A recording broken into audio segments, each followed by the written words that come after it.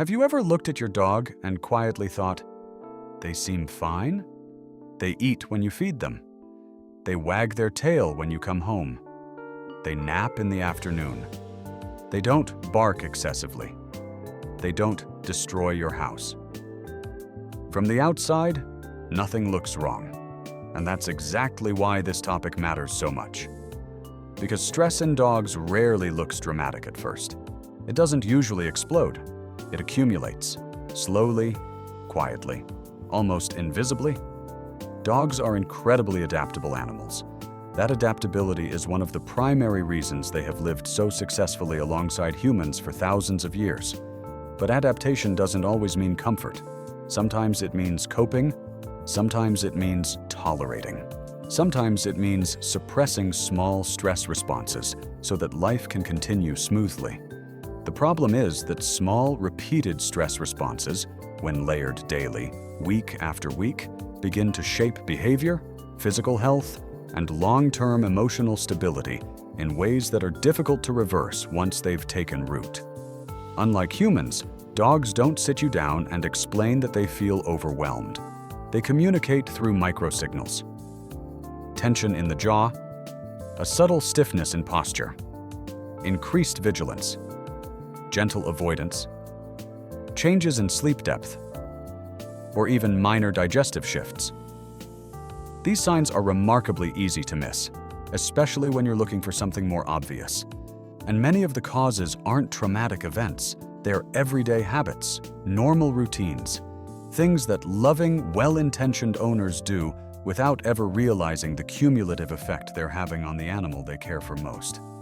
Today, we're going deep into 7 common daily experiences that can quietly elevate your dog's stress levels. Not to create guilt, not to suggest you've been doing everything wrong, but to create awareness. Because awareness, even small and quiet, changes everything. 1. Constant background noise. Modern homes are rarely silent. The television hums in the background. Phones vibrate and ping. Music plays while you cook. Podcasts fill the quiet moments between tasks. Appliances click, buzz, and run in cycles. For humans, this is simply the normal texture of daily life. Background noise we've long stopped consciously registering. For dogs, it's an uninterrupted stream of layered, complex information that demands constant processing. Dogs hear at frequencies far beyond human capability. They detect higher-pitched tones, distant movements, subtle electronic buzzes, and faint mechanical shifts we never register. Sound in the canine brain is not entertainment or ambiance. It's data. Evolutionarily, sound signaled the movement of prey, the presence of a predator, or significant changes in environmental safety. Their nervous system is fundamentally wired to scan, evaluate, and respond to auditory information as a survival function. When a home is filled with irregular, unpredictable noise throughout the day, a dog's auditory processing never truly powers down. Even when they appear to be sleeping peacefully, their brain may remain in a state of semi-alert readiness. Research in animal behavioral science has linked chronic low-level auditory stimulation to mild but persistent cortisol elevation. Not panic, not acute fear, but a steady baseline vigilance that quietly consumes energy reserves and erodes the nervous system's ability to fully relax. You may notice your dog repeatedly shifting sleeping spots throughout the day, seeking closets, bathrooms, or quiet corners. That's not random restlessness. That's an active attempt to regulate sensory input and find a space where the nervous system can finally lower its guard. True silence, even for 1 deliberate hour each day, allows that recalibration to happen. Turning off all devices, dimming lights, reducing movement, and simply existing quietly can produce visible behavioral changes. Deeper sighs, longer uninterrupted sleep stretches, less environmental scanning. For your dog, silence isn't empty space. It's restoration. 2. Inconsistent rules and emotional reactions. Dogs are pattern-based learners at their core. Their sense of safety depends heavily on predictability, on being able to look at a situation and know, with reasonable confidence, what will happen next. When the rules governing their behavior shift depending on your mood, your level of fatigue, or the context of a given moment, the environment becomes genuinely difficult for them to interpret. One day, your dog jumps on the sofa and you laugh and pull them close. The next day, you're exhausted and stressed, and the same behavior earns them a sharp reprimand. Sometimes jumping is endearing. Other times, it's unacceptable. From a human perspective, this flexibility feels entirely reasonable, even natural. From a dog's perspective, it feels deeply unstable. Research in behavioral psychology consistently demonstrates that unpredictability generates more stress than consistent negative feedback. The brain can adapt to firm, clear rules, even strict ones. It struggles profoundly with rules that constantly fluctuate. When responses are inconsistent, dogs begin scanning their environment for cues almost compulsively. Shifts in tone of voice, changes in body posture, subtle tension in facial muscles. They hesitate before acting, not because they're being obedient or thoughtful, but because they're genuinely uncertain what response their action will trigger. That uncertainty activates vigilance. Vigilance activates stress chemistry. Over time, this persistent uncertainty can manifest as clinginess, reduced confidence in novel situations, difficulty making independent decisions, or a hyper-attunement to your emotional state that makes the dog anxious even when nothing is technically wrong. Clear, consistent boundaries reduce stress dramatically, even when those boundaries are firm. Predictability lowers cortisol because the dog understands cause and effect. They don't need unlimited freedom. They need stability, reliability, a world that makes sense. 3. Human-style affection that feels restrictive. Hugging feels entirely natural to us. It's one of our most instinctive expressions of love, closeness, and warmth. But canine body language evolved along a profoundly different trajectory than human communication. In dog-to-dog interaction, placing weight over another dog's shoulders can function as a signal of control or dominance. Frontal restraint, the physical wrapping of limbs around another, can trigger subtle but real discomfort, particularly in unfamiliar or emotionally charged situations. When we wrap both arms around a dog's neck and hold firmly, some dogs tolerate it with apparent ease, but others display micro-stress signals that are easy to overlook. Rapid lip licking, a sudden turn of the head away from your face, a distinctly stiff posture. Whale eye, the visible whites of the eyes appearing as the dog looks sideways. Or a yawn that has nothing to do with tiredness. Freezing is perhaps the most commonly misunderstood signal. A frozen dog is not relaxed or simply patient. Often they are deeply conflicted, suppressing movement because they sense that resistance might escalate the tension rather than resolve it. Behavioral studies analyzing photographs of children hugging dogs found a striking percentage of subtle stress indicators in the dog's body language, indicators that the children and nearby adults had interpreted as contentment. This doesn't mean that physical affection is harmful or that you should stop showing warmth. It means that affection, to be truly connecting, needs to align with their communication system rather than override it. Side-by-side contact, gentle leaning, slow chest-level strokes, and consistently allowing the dog to choose proximity often produce far deeper relaxation than frontal restraint ever could. When affection genuinely respects their boundaries, oxytocin, the bonding hormone, rises in both species simultaneously without activating stress responses. Love, spoken in their language, feels softer and far less enclosing. 4. Emotionally charged departures and arrivals. Leaving the house feels entirely ordinary from your perspective, but attachment science reveals that dogs form structured, deeply meaningful bonds with their primary caregivers, bonds that closely mirror the dynamics between infants and their caregivers. The emotional intensity of departure rituals has a measurable influence on the dog's subsequent stress levels. prolonged emotional goodbyes, complete with high-pitched voices, extended eye contact, visible anxiety, or repeatedly returning to just one more interaction before leaving, can significantly elevate arousal in your dog before you've even closed the door. Conversely, sudden, completely unpredictable departures with no consistent pattern can also trigger distress.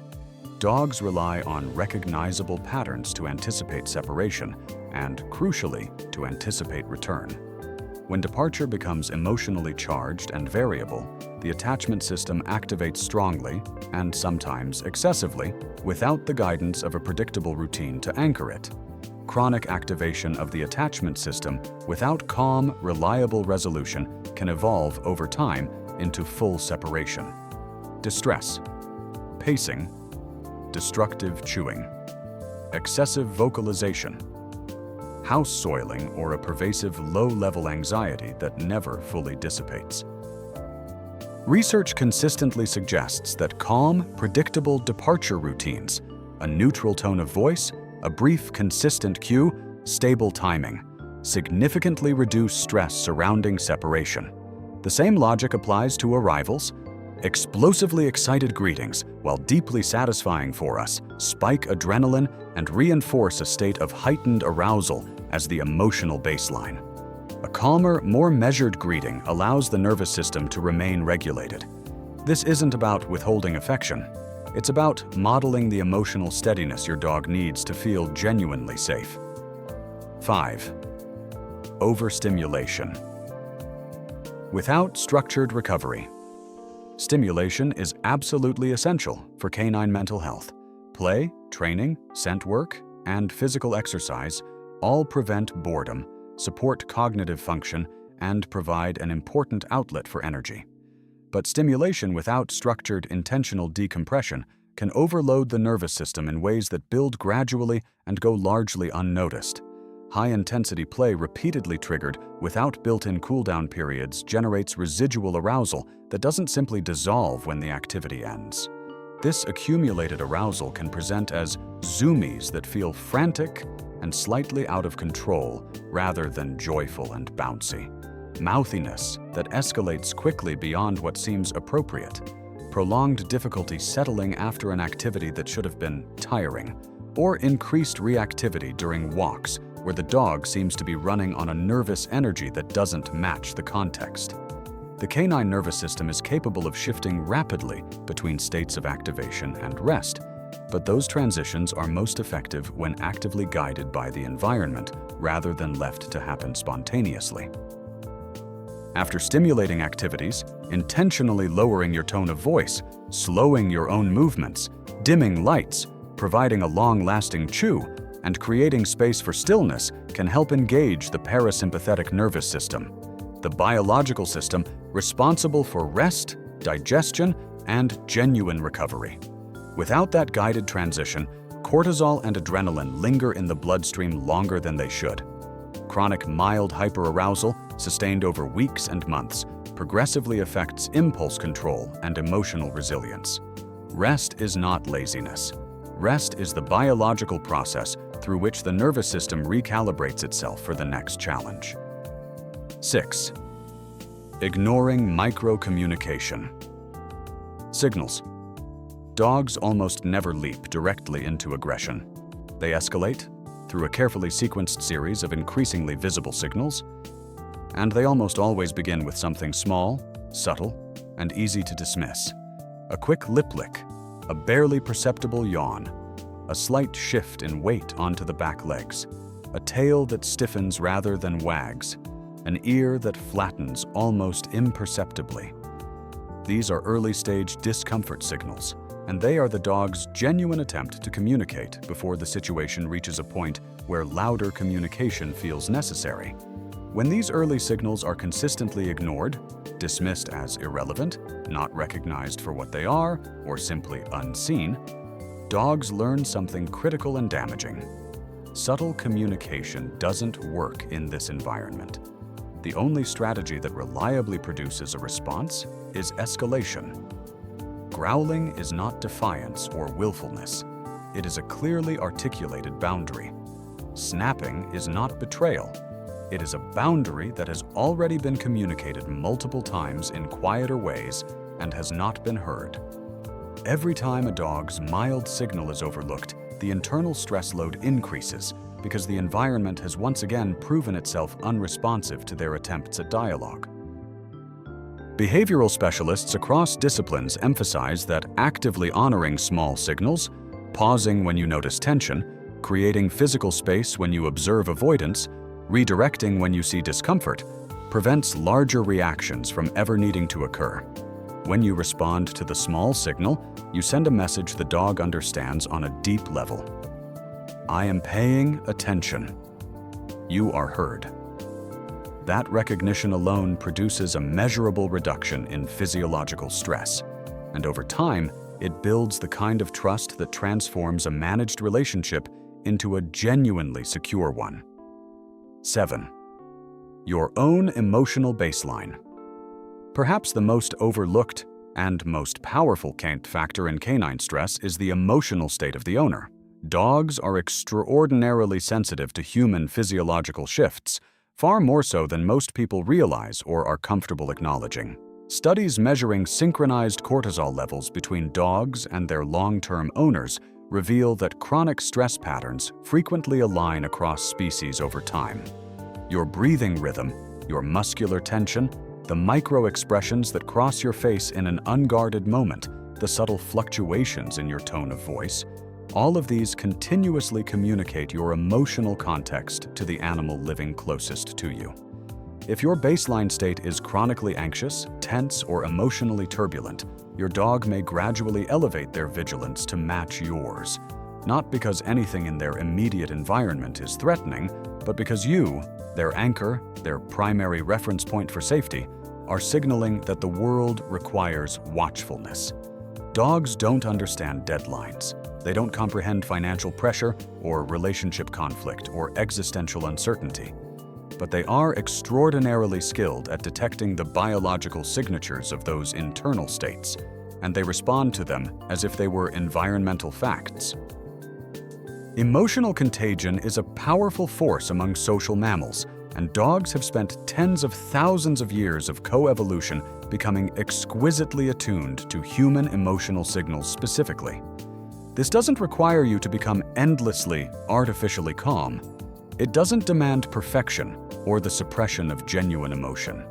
What it asks for is awareness, the quiet practice of noticing your own state and making small, intentional adjustments. Slower, deeper breathing, a consciously steadied tone of voice, deliberate, unhurried movement. These signals communicate safety at a level that bypasses rational thought entirely. When you regulate your own nervous system, even imperfectly, even partially, you simultaneously co-regulate theirs. Stability, it turns out, is deeply contagious. The final most stress in dogs does not originate from dramatic trauma or obvious neglect. It comes from accumulation, from small, repeated overloads that compound quietly over time.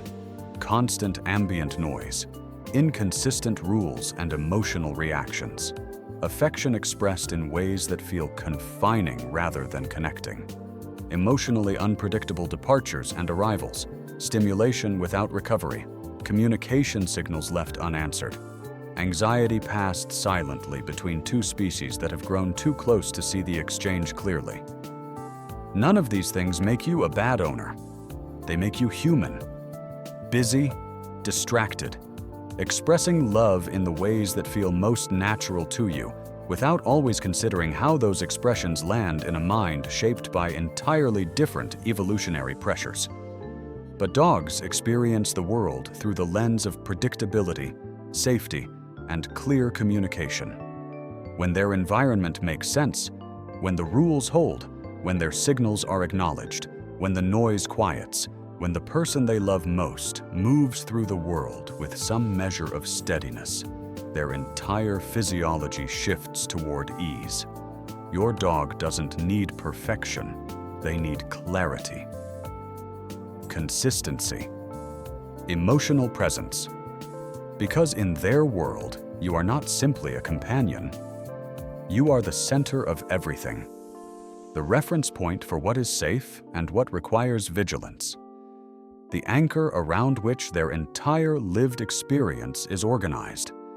And when the anchor holds steady, not perfectly, but reliably, the whole system finds its calm.